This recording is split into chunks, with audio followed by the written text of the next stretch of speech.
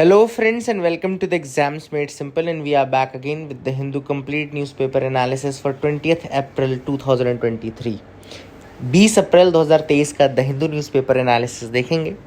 शुरू करेंगे सबसे पहले सवालों के साथ जिनके जवाब आपको देने हैं। पहला सवाल है, moulds derive their energy through.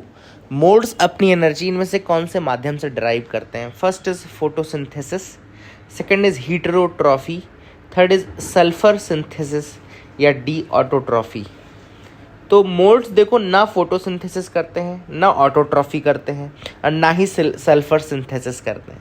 तो करेक्ट आंसर क्या हो जाएगा? हीटरोट्रॉफी। तो ये हीटरोट्रॉफ्स होते हैं, they drive their energy to heterotrophy, ठीक है ना। तो ये करेक्ट आंसर है। सेकंड सवाल है, the plant which critically requires this nutrient will fare poorly in black soil and the nutrient here refers to। तो ऑब्वियस सी बात है, यहाँ पे हम उस न्यूट्रिएंट की बात करेंगे जो ब्लैक सॉइल में कम पाया जाता हो।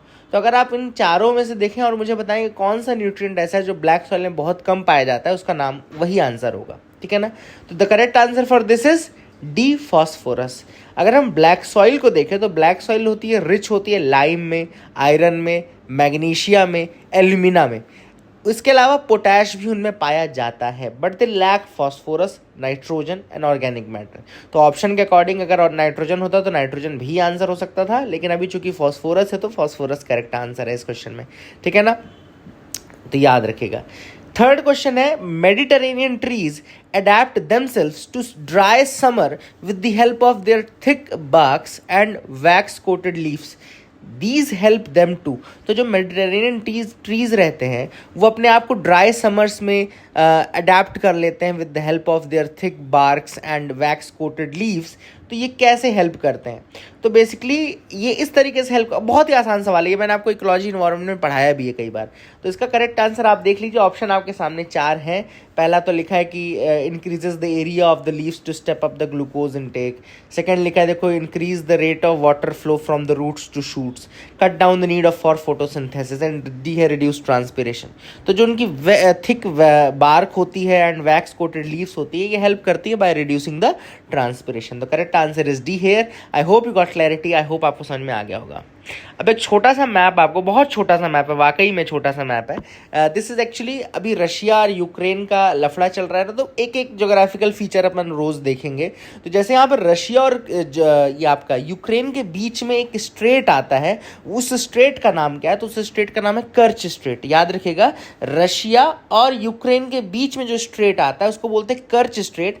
और अब कोई स्ट्रेट तो 2 वाटर बॉडीज को जोड़ेगा, तो जो ये वाटर बॉडीज हैं, दोनों साइड जो वाटर बॉडीज हैं कौन कौन सी हैं? तो एक तरफ है सी ऑफ अजोव और दूसरी तरफ है ब्लैक सी। तो अगर आपसे पूछा जाता है कि कर्च स्ट्रेट कौन सी 2 वाटर बॉडीज के बीच में है, तो एक्चुअली ये सी ऑफ अजोव जो कि नदन साइड ऊपर की तरफ है और ब्लैक सी जो कि नीचे की तरफ है। याद रखिएगा, तो कर्च स्ट्रेट किसको कनेक्ट करता है? सी ऑफ अजोव और ब्लैक सी को। और एक्चुअली में कहाँ पाया जाता है? रशिया और क्रीमिया के बीच, रशिया और यूक्रेन के बीच में आता है ना। और हमको पता है कि यूक्रेन में क्रीमिया भी यूक्रेन का पार्ट था पहले, बट 2014 में रशिया ने अटैक किया था यूक्रेन के ऊपर और क्रीमिया को अपना लिया था, हासिल कर लिया था। और किस लिए हासिल किया था? वहाँ के पोर्ट के लिए, जिसका नाम है सेवास्टोपोल। तो सेवास्टोपोल नाम का पोर्ट है जिसका यूज़ करना चाहता था, क्योंकि इनको ब्लैक सी में एक्सेस नहीं थी। ब्लैक सी की तरफ, ब्लैक सी के माध्यम से इनको पूरे वर्ल्ड में ट्रेड करना था, इसलिए इनको एक पोर्ट चाहिए था। इसी कारण से क्रीमिया पे इन्होंने अटैक किया, क्रीमिया को अपना मतलब एक किया और सेवास्टोपोल के पोर्ट के थ्रू फिर ये ब्लैक सी का यूज़ करते हैं और जाते हैं। तो कर्च स्ट्रेट याद रखना है, कर्च स्ट्रेट कनेक्ट करता है सी ऑफ अजोव और ब्लैक सी को, रशिया और यूक्रेन के बीच में है। I hope you got clarity, I hope आपको याद रहेगा। बहुत ही छोटा फैक्ट है, लेकिन ऐसे एक फैक्ट हम डेली देखेंगे, ठीक है ना। अब आगे मूव करते हैं न्यूज़ एनालिसिस की तरफ। तो यहाँ पे पहली जो न्यूज़ है वो है कि इंडिया की population will edge ahead of China by mid 2023। अब ये यूएन की एक रिपोर्ट आई। देखो अभी क्या है, हम जो भी ये सब चीज़ें देख रहे थे, पहले भी आपने देखा होगा कि अलग अलग रिपोर्ट्स का कहना है कि भाई कुछ कहती है कि इंडिया ने ऑलरेडी ओवरटेक कर लिया है, बट अभी ये यूएन का आंकड़ा है, यूनाइटेड नेशन पॉपुलेशन फंड जो बोलते हैं, United Nations population fund UNFPA, उसके रिपोर्ट के हिसाब से जो मिड 2023 होगा तब तक हम चाइना को ओवरटेक कर चुके रहेंगे। लगभग 29 से 30 लाख ज़्यादा लोग रहेंगे इंडिया में as compare to China. This is the data from UNFPA, United Nation Population Fund, आप याद रखेगा, ठीक है ना। एंड 2023 में जो टोटल पॉपुलेशन है वो इंडिया में बताया जा रहा है कि इंडिया में रहेगी 1428.6 और यहाँ पे आपके चाइना में रहेगी 1425.7। अब ये मिलियंस में, this is in million, obvious सी बात है, ये मिलियन में चल रही है ना। तो लगभग 142.8 बिलियन आप बोल सकते हैं इंडिया में रहेगी, और 142.5 आप बोल सकते हैं कि चाइना में रहेगी, ठीक है ना। 142 करोड़ बोलते हैं ना अपन, 142 करोड़, 148 करोड़, है ना। तो हमारे इंडिया की रहेगी 142.8 करोड़ और चाइना की रहेगी 142.5 करोड़ इन 2023। This is the data from United Nation Population fund, ठीक है। थोड़ा सा फैक्ट्स मैं यूनाइटेड नेशन पॉपुलेशन फंड के बारे में आपको बता दूं तो ठीक रहेगा। यूनाइटेड नेशन पॉपुलेशन फंड जो है बेसिकली ये एक UN की बॉडी है जो कि पॉपुलेशन रिलेटेड आपका डेटा निकालती है, उसको समराइज करते हैं। और state of world population report भी एक है जो कि यूनाइटेड नेशन पॉपुलेशन फंड निकालता है, ठीक है ना। याद रखिएगा, UNFPA एक रिपोर्ट भी निकालता है जिसको क्या बोलते हैं, स्टेट ऑफ वर्ल्ड पॉपुलेशन, ठीक है ना। तो इसको भी आप याद रखिएगा, this is the thing which is important. और अभी जो ये डेटा है ये कह रहा है कि ये आप पढ़ सकते हैं, India's population to edge ahead of China by mid 2023। तो काफ़ी इंपॉर्टेंट चीज़ है। I hope you will remember all these facts regarding that. थोड़ा सा मैं आपको UNFPA के बारे में 2-3 चीज़ें और बता देता हूँ। UNFPA इस्टेब्लिश किया गया था एक ट्रस्ट फंड के रूप में 1967 में। तो थोड़ा याद रखिएगा, इसको जब बनाया गया था ना स्टार्टिंग में, तो इसको एक ट्रस्ट फंड के रूप में बनाया गया था और 1967 में बनाया गया था, ठीक है ना। और ये आपका एक सब्सिडियरी ऑर्गन है यूनाइटेड नेशन जनरल असेंबली का। It is a subsidiary organ of United nation general assembly and इसका जो मैंडेट इस्टेब्लिश किया है वो United nation economic and social council ने किया है, ठीक है ना। United nation economic and social council, तो ये भी थोड़ा सा आप चीज़ें याद रखेगा। 1967 में इसको ट्रस्ट फंड के रूप में स्टार्ट किया गया था और 1969 में ऑपरेशनलाइज हुआ था एंड इसका नाम UNFPA ऑफिशियली रखा गया था 1987 में। तो याद रखेगा 1987 में इसको ऑफिशियली क्या कहा गया, UNFPA। 1967 में ये ट्रस्ट फंड के रूप में स्टार्ट हुआ था। स्टार्टिंग वर्किंग हुई थी 69 से, 87 में इसका नाम बदला गया था और यूनाइटेड नेशन पॉपुलेशन फंड रखा गया था और ये यूनाइटेड नेशन जनरल असेंबली का पार्ट है। इसके अलावा ये इसका मैंडेट कौन एस्टैब्लिश करता है, यूनाइटेड नेशन इकोसॉक बोलते हैं ना, इकोसॉक बोलते हैं, यानी कि इकोनॉमिक एंड सोशल काउंसिल, वो इसका मैंडेट एस्टैब्लिश करती है। तो I hope you got clarity regarding these facts as well. I hope you got clarity. Objective इसका ये है कि जो सस्टेनेबल डेवलपमेंट गोल्स हैं हेल्थ के, एजुकेशन के, जेंडर इक्वालिटी के, वो सब भी ये पूरा करना चाहता है। एंड एक और चीज़ याद रखना है कि ये UNFPA जो है वो UN बजट से पैसा नहीं मिलता है इनको। UN के बजट से पैसा या UN के बजट से पैसा इनको नहीं मिलता है। ये वॉलंटरी कंट्रीब्यूशंस पे काम करते हैं। जो देश हैं, अलग अलग देश हैं जो अलग अलग, उनके वॉलंटरी कंट्रीब्यूशन पे काम करते हैं। तो I hope you got clarity regarding that as well. आगे याद रखिएगा। अगला है, centre ask states to enforce new rules to check the stray dogs number, ठीक है ना। तो आप याद रखिएगा, यहाँ पे सेंटर ने कहा है स्टेट्स को कि भैया नए रूल्स जो हैं उनको आप फॉलो करिए ताकि स्ट्रे डॉग्स के नंबर जो हैं वो कम रहें। अब ऑब्वियस सी बात है, नए रूल्स पहले हमको पता होने चाहिए। तो एक्चुअली जो animal welfare board of India है उसने रिसेंटली कुछ नॉर्म्स दिए थे जिसमें उन्होंने कहा था कि जो स्टेट गवर्नमेंट है या लोकल जो म्यूनिसिपैलिटी है वो कंट्रोल करेगी इन एनिमल्स के पॉपुलेशन को through open methods of surgeries and operation, ठीक है ना। मतलब कि जो स्टरलाइजेशन होता है, ओपन मेथड्स ऑफ सर्जरीज होती हैं या कुछ इन ऑपरेशंस के माध्यम से इनके नंबर को चेक किया जाएगा, स्टरलाइजेशन के माध्यम से इनके नंबर को चेक किया जाएगा, ठीक है ना। एंड अगर वो ऐसा नहीं कर पाते तो अगर मैन एनिमल कॉन्फ्लिक्ट होता है तो it will be the responsibility of the local authorities and they will be held responsible for any violation of animal human conflict and all. And rules also suggest euthanasia for incurably ill and mortally wounded dogs. तो जो mortally wounded dogs हैं and incurably ill जो dogs हैं या ऐसे हैं तो उनको आप यूथेनेशिया भी कर सकते हो उनका under expert guidance. This is also a rule which has given them power, ठीक है ना। तो ये आप याद रखिएगा। बात कर लेते हैं animal welfare board of India की। तो animal welfare board of India की स्टैट्यूटरी बॉडी है, एडवाइजरी बॉडी है, union minister of fisheries, animal husbandry and dairying के अंदर आती है, department of animal husbandry and dairying के अंतर्गत ये आता है, and it derives its legal structure from prevention of cruelty to animal act 1960। तो इसको जो पावर मिली है वो prevention of cruelty to animals act 1960 के अंतर्गत मिली है, स्टैट्यूटरी बॉडी है। 1962 में इसने स्टैब्लिशमेंट हुआ था इसका, it established in 1962। It started under the chair stewardship of late Shrimati Rukmini Devi Arundale. बहुत फेमस नाम है रुक्मणी देवी अरुंडेल का, भरतनाट्यम की डांसर भी रही हैं, बहुत फेमस ये, और इन्हीं के वर्क्स के कारण इसको स्टार्ट किया गया था 1962 में under prevention of cruelty to animals act 1960। Headquarter इसका चेन्नई में है। मैंडेट इसका है कि it frames rules on how animals ought to be humanely treated everywhere. It also has frequently litigated to have stricter laws to ensure animal welfare and all these things are there under the mandate of AWVI. तो आप याद रखिएगा, I hope you will remember all these fact. समझ में आ गया होगा आपको। आगे मूव करते हैं, एक और न्यूज़ देखते हैं और क्या इंपॉर्टेंट न्यूज़ आर्टिकल्स है जिनके बारे में हमको डिस्कस करना है। तो you can move ahead. Batting for bats, Kerala institute strives to dispel myths. अब यहाँ पे आप सबको पता होगा कि बहुत पुराने टाइम से बैट्स जो हैं उनको बैड ओमेन माना जाता है, या उनके साथ बहुत सारे माइथोलॉजिकल चीज़ें हैं जो एसोसिएटेड करके सुपरस्टिशन के साथ उनको देखा जाता है, उनको अच्छा नहीं माना जाता है। जैसे जो लेफ्ट हैंडेड होते हैं लोग, लड़के होते हैं जो लेफ्ट हैंडेड होते हैं, उनको भी अच्छा नहीं माना जाता है। सिनिस्टर, इसीलिए उसको सिनिस्ट्रल बोला जाता है। जो लेफ्ट से आता है उनको सिनिस्टर या सिनिस्ट्रल कहा जाता है, ठीक है ना। But all these are myths, है ना। लेफ्ट हैंडेड जो लोग होते हैं बहुत ज़्यादा टैलेंटेड होते हैं, बिल्कुल सही है। और ये तो आगे हम बात कर लेते हैं KFRI का, यानी केरला फॉरेस्ट रिसर्च इंस्टीट्यूट, जो कि इन मिथ्स को दूर करते हुए बैट्स को प्रोटेक्ट करने के लिए बात कर रहा है। और उन्होंने कैंपेन भी स्टार्ट किया, बैट फॉर बैट्स, है ना, बैट फॉर बैट्स। तो ये उन्होंने KFRI का इनिशिएटिव है, और याद रखिएगा केरला फॉरेस्ट रिसर्च इंस्टीट्यूट इसको हम बोलते हैं। और बैट कंजर्वेशन, इसने एक बॉडी भी बनाई थी, बैट कंजर्वेशन इंटरनेशनल, 2013 में ये बॉडी बनाई गई थी। 3 तरीके हैं, 3 मेथड्स है जिसके थ्रू KFRI प्रोटेक्ट कर रहा है बैट्स को।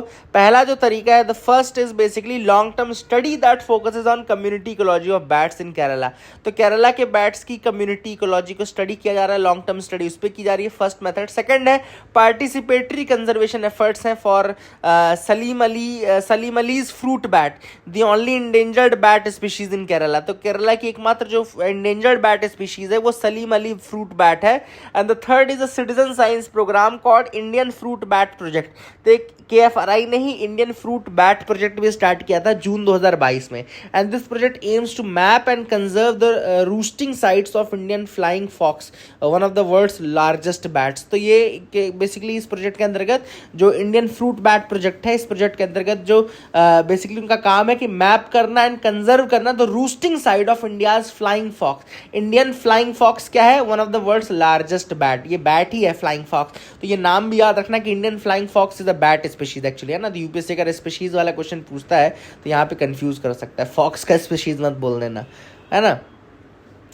आगे एडिटोरियल पार्ट में आते हैं। पहला जो एडिटोरियल है वो है it is a new assault on India's liberty. अब ऑथर यहाँ पे सुहृत पार्थ सारथी हैं जिन्होंने ये आर्टिकल लिखा है on the recent amendment to made to the information technology intermediate guidelines and digital media ethics code rules 2021। तो अभी आप सबको पता होगा कि एक रिसेंटली अमेंडमेंट आया था information technology intermediate guidelines and digital media ethics code rules 2021। तो इसके अंतर्गत आप सबको पता है कि PIB को फैक्ट चेकर बना दिया गया है, और वो चेक करेगी कि कोई न्यूज़ फेक न्यूज़ तो नहीं है, कि कोई न्यूज़ गवर्नमेंट के अगेंस्ट तो नहीं है। और अगर PIB ने किसी भी न्यूज़ को ऐसे मतलब फ्लैग किया कि ये सही न्यूज़ नहीं है या फिर गवर्नमेंट के अगेंस्ट है, तो उसको उनको टेक डाउन करना पड़ेगा, रिमूव करना पड़ेगा। तो now this is giving an unbridled power to a fact check unit, है ना। तो ये बहुत ज़्यादा अनब्रिडल्ड पावर है to a fact check unit which will verify, identify false और misleading online content that concerns the central government, ठीक है ना। ऑब्वियसली बात है, यहाँ पे गवर्नमेंट ही न्यूज़ चेक कर रही है, गवर्नमेंट के अगेंस्ट की न्यूज़ चेक कर रही है और उसको रिमूव भी करवा रही है। तो एक तरीके से this is against the freedom of press and all, this is what has been raised by the author in this article. इसके अलावा उन्होंने कहा है कि भाई किस मैंडेट से आप फैक्ट चेक यूनिट बना रहे हो, उसका पावर कितना रहेगा, क्या उसका कोई अपील का मैकेनिज्म है, क्या उसके ऊपर कोई आप वो कर सकते हो, कोई इस तरीके की चीज़ें नहीं मेंशन की गई हैं। सिर्फ पीआईबी को फैक्ट चेक यूनिट बना दिया गया है और जैसा पीआईबी बोलेगा वैसा करना पड़ेगा। तो वही हो कि जो जीजा जी बोलेंगे वही हम करेंगे। तो PIB is coming out to be a जीजा जी इन दिस केस, है ना। और यहाँ पर दूसरी चीज़, यहाँ पे जो सेफ हार्बर इम्यूनिटी मिलती थी, सेफ हार्बर इम्यूनिटी मतलब कि जैसे ट्विटर है, ट्विटर में किसी भी व्यक्ति ने कुछ पोस्ट किया तो उसके लिए ट्विटर रिस्पॉन्सिबल नहीं होता था पहले, है ना। But now the government is saying that no, you will be held responsible for whatever being posted. And अगर हमने बोला आपको रिमूव करने का, अगर नहीं रिमूव किया आपने, मतलब अगर आपने फ्रीडम ऑफ एक्सप्रेशन को तवज्जो दी उस समय, तो फिर you will be held responsible for that. ये भी गवर्नमेंट ने क्लियर कर दिया है, ठीक है ना। अब कॉन्सिक्वेंस क्या होगा, ऑब्वियस सी बात है, जो एक तो फ्रीडम ऑफ प्रेस नहीं रह गया, दूसरा आपका जो फ्रीडम ऑफ एक्सप्रेशन हट गया, तीसरा जो गवर्नमेंट है स्वयं के केस में स्वयं ज्यूरी बन गई, है ना। तो जैसा प्रिंसिपल ऑफ नेचुरल जस्टिस कहता है कि you should not be a जज इन योर ओन केस, मतलब कि मेरा ही केस हो और मैं ही अगर ज्यूरी बन गया, जज बन गया, तो ऑब्वियस सी बात है मैं तो अपने ही फेवर में करूंगा ना हमेशा। तो यहाँ पे ऑथर ने वही कहा कि दिस इज बेसिकली अ जज इन योर, तो प्रिंसिपल ऑफ नेचुरल जस्टिस के अगेंस्ट है कहीं ना कहीं ये जो पूरा का पूरा जो रूल फ्रेम किया गया है। And an intermediary under the law refers to any person who receives, stores और transmits electronic records. It would include internet service providers, search engine, social media platform जैसे कि व्हाट्सएप, सिग्नल, ट्विटर, फेसबुक, ये सारे होंगे, ठीक है ना। And ये सब उनके ऊपर ये रूल लागू होगा। And among other thing the rules required is social media platforms in particular messaging services to provide technological solutions that would enable them to identify the first originator of any information on the service. अभी पहले भी कुछ changes आए थे जिसमें उन्होंने कहा था कि भाई हमें किसी भी न्यूज़ का फर्स्ट ओरिजिनेटर पता करना है। तो अब देखो फर्स्ट ओरिजिनेटर पता करना है मतलब कि आपने फिर एंड टू एंड इंक्रिप्शन को भी आपने दांव पे लगा दिया। तो फिर एंड टू एंड इंक्रिप्शन ही अगर नहीं रह गया तो फिर लोग यूज़ क्यों करेंगे, अगर उनको पता है कि हम भाई प्रिवेसी ही नहीं है तो फिर यूज़ क्यों करेंगे, है ना। तीसरा जो ऑथर ने इशू बताया कि ये देखो कोई लेजिस्लेटिव मैंडेट नहीं है, मतलब कोई पार्लियामेंट में कोई लॉ नहीं पास किया गया है और पार्लियामेंट में लॉ पास करके, मतलब सॉरी ऐसा नहीं कि कोई आर्टिकल है, कोई लेजिस्लेशन है उसके थ्रू नहीं, ये एक एग्जीक्यूटिव मैंडेट से बंद होगा। मतलब न्यूज़ आइटम सेलेक्ट होंगे, पीआईबी फैक्ट चेक यूनिट रहेगी और वो डिसाइड करेगी और वो एक एग्जीक्यूटिव मैंडेट हो गया। तो ये कोई लेजिस्लेटिव मैंडेट नहीं है किसी न्यूज़ को हटाना या रिमूव करना, ये एक एग्जीक्यूटिव मैंडेट है। ये प्रॉब्लमैटिक है कि एग्जीक्यूटिव के हैंड्स में रहेगी जो freedom of these expression and all है। तो ऑथर ने वही बोला कि जो ये लॉ है इनैक्ट किया गया है इसको और ज़्यादा डिस्कस करना चाहिए था, इसको इन रूल्स को और ज़्यादा स्टडी करके करना चाहिए था। और सुप्रीम कोर्ट को भी उन्होंने कहा कि सुप्रीम कोर्ट को इस पर थोड़ा मतलब कॉग्निजेंस लेना चाहिए इस चीज़ का, इशू का। और जो कुछ चीज़ें हैं इस तरीके की, पहले तो आप भैया फेक न्यूज़ को डिफाइन करो क्या है फेक न्यूज़, उसके बाद कोई लॉ बनाओ, क्योंकि जब तक आप डिफाइन नहीं कर रहे हो तो बहुत ही वेग है फेक न्यूज़ या मिसलीडिंग न्यूज़। किसी भी न्यूज़ को आप मिसलीडिंग या फेक बोल सकते हो कल को और उसको रिमूव करवा सकते हो। तो ये सब आप क्लियर करो। दूसरा जो एडिटोरियल है वो है इंडिया यूएई के कोऑपरेशन में। अब इंडिया यूएई जो है बेसिकली फूड सिक्योरिटी के लिए कोऑपरेट कर रहे हैं। यूएई की food security has been built on imports from the global markets. UAE अभी तक ग्लोबल मार्केट से इंपोर्ट करता जा रहा है। Now it is focusing on the twin objectives of food access and readiness to confront the supply chain crisis.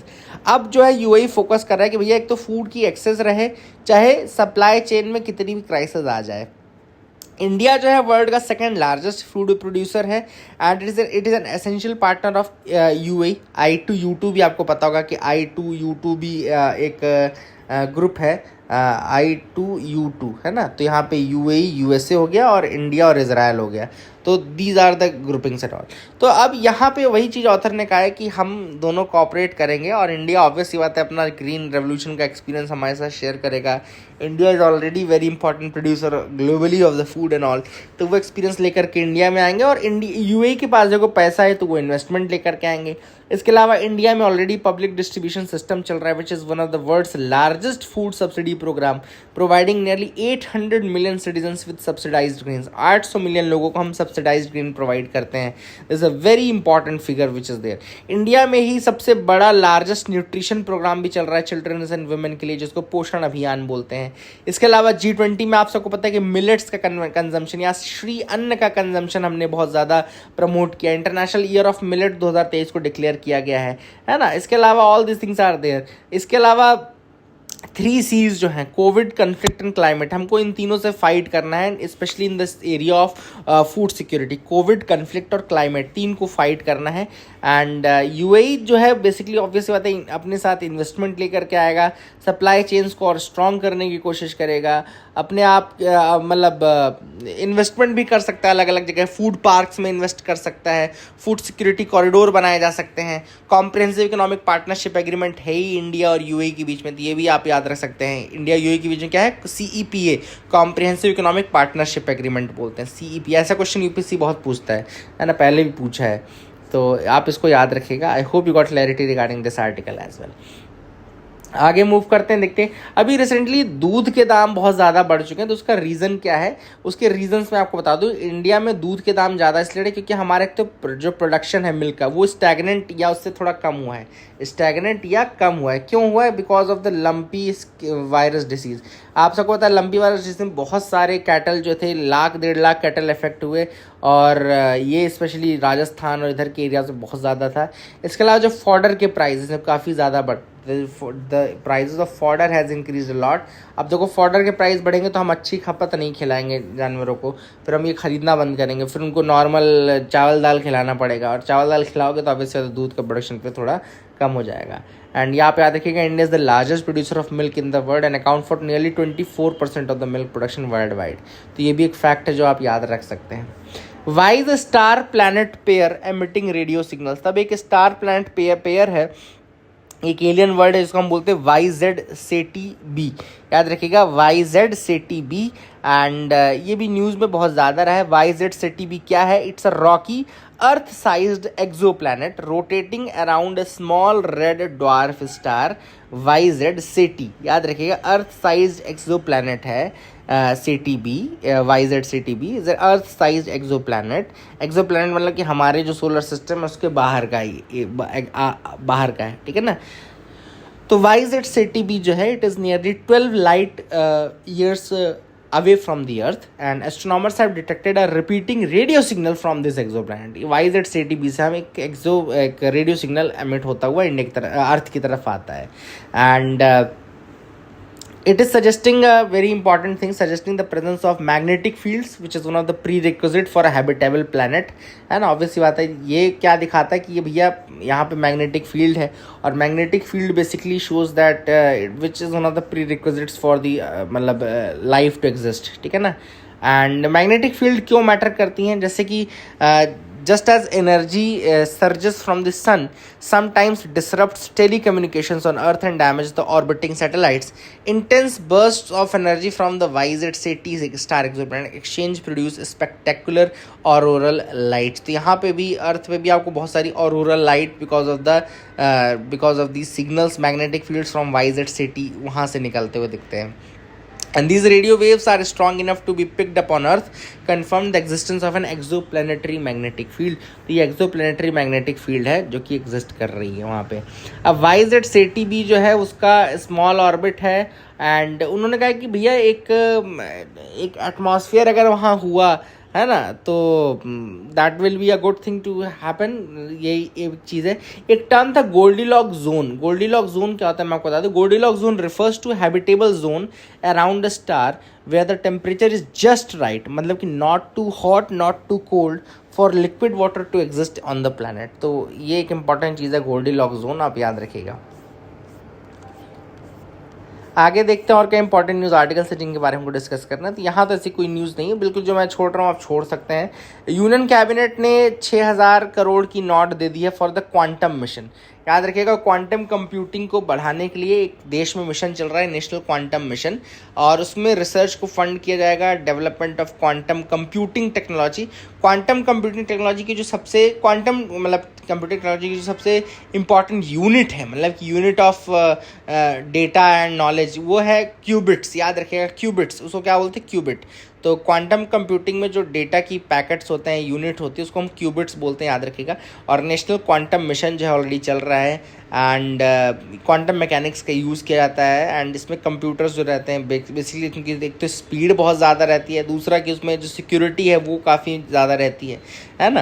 And the plan is of developing intermediate scale quantum computers with 20 to 50 physical qubits in 3 years, है ना। तो आप याद रख सकते हैं, I hope you will remember that as well.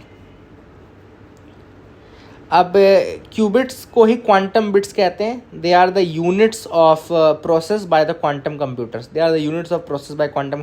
Qubits को ही क्या बोलते हैं, क्वांटम बिट्स बोलते हैं, है ना। Basic they are the basic units by which the computer process information, ठीक है। तो ये भी एक इंपॉर्टेंट चीज़ है, I hope you will remember these as well. And बहुत सारी चीज़ें में थीमेटिक हब्स बनाए जाएंगे एकेडमिक और R&D के लिए, तो ये सारी चीज़ें आप याद रखें। फैब्रिकेशन यूनिट्स बनाई जाएगी एंड इसमें quantum computing, quantum communication, quantum sensing, quantum metrology, quantum materials end devices, ये सब चीज़ों पे ये हब जो है वो फोकस करेंगे, है ना। तो याद रखिएगा, this is thing which is again important. अब FSSAI needs to an energy shot to regulate the processed food. तो प्रोसेस्ड फूड को थोड़ा सा मतलब रेगुलेट करने के लिए FSSAI को ज़रूरत है कि वो कुछ नई चीज़ें इंक्लूड करे, जैसे कि एक लेबलिंग ऑन द फ्रंट, एक प्रपोजल है लेबलिंग ऑन द फ्रंट। तो FSSAI पहले भी देख रहा था, कई बार डिस्कस की है possibility of front of packet labelling. Front of pack labelling में क्या होता है, जो ब्रांड्स होते हैं they would need to put a notification indicating if a food product was high in fat, sugar और सॉल्ट। HFSS बोलते हैं इसको, high in fat, sugar and salt. And the labelling would allow consumers to make a informed choice. The front on of packet labelling, एक तो ये important है। दूसरा जो है, एक FSSAI ने दिया था लेबलिंग सिस्टम दिया था, जिसमें इंडियन न्यूट्रिशन रेटिंग उन्होंने बोला है, और इसमें स्टार रेटिंग सिस्टम रहेगा पैकेज्ड फूड के लिए। And they will assign half a star least healthy to 5 star healthiest depending upon the ingredients and the degree of processing, ठीक है ना। तो एक ये हेल्थ एक रेटिंग सिस्टम की भी आपको मैं बता दूं, ये भी सोच रहे हैं। बट कुछ डॉक्टर्स है जो कि इस रेटिंग सिस्टम के तो अगेंस्ट है, बहुत ज़्यादा फेवर में नहीं है। बट ये फ्रंट ऑफ पैकेट लेवलिंग, जिसमें कि क्या ज़्यादा है, शुगर ज़्यादा है, फैट ज़्यादा है, सॉल्ट ज़्यादा है, ये बताना ज़रूरी है। एक याद रखिएगा, nutrition advocacy in public interest, याद रखिएगा nutrition advocacy in public interest India, NAPI एक थिंक टैंक है जो कि वर्क कर रहा है ऑन द न्यूट्रिशन पॉलिसी। तो ये भी नाम याद रखिएगा, नापी, nutrition advocacy in public interest in India. आगे मूव करते हैं, देखते हैं और क्या इंपॉर्टेंट है। Kyiv receives patriot missile made by US। तो कीव यानी कि यूक्रेन, उसको पैट्रियट मिसाइल जो है USA ने दी है, तो ये भी आप याद रख सकते हैं। And conservationist in Sri Lanka slam plan to export monkeys to China. अब श्रीलंका में बहुत सारे बंदर हैं, और वो बंदर कौन से हैं, श्रीलंकन टॉक मैकाक, याद रखिएगा, it's a golden brown coloured monkey. Toque macaques, they are golden brown coloured monkeys endemic to the country, याद रखिएगा, Sri Lankan toque macaque, golden brown coloured monkey, endemic to the country. And Sri Lanka basically चाह रहा है कि it is trying to export these to China, ये export करेगा China में, और इसी प्लान को काफ़ी स्लैम किया जा रहा है। तो I hope you will remember that as well. I hope you got clarity. So that is it for the day. I hope you liked our video. Please like and subscribe. Keep loving us. Keep sharing us. Thank you. Have a nice day.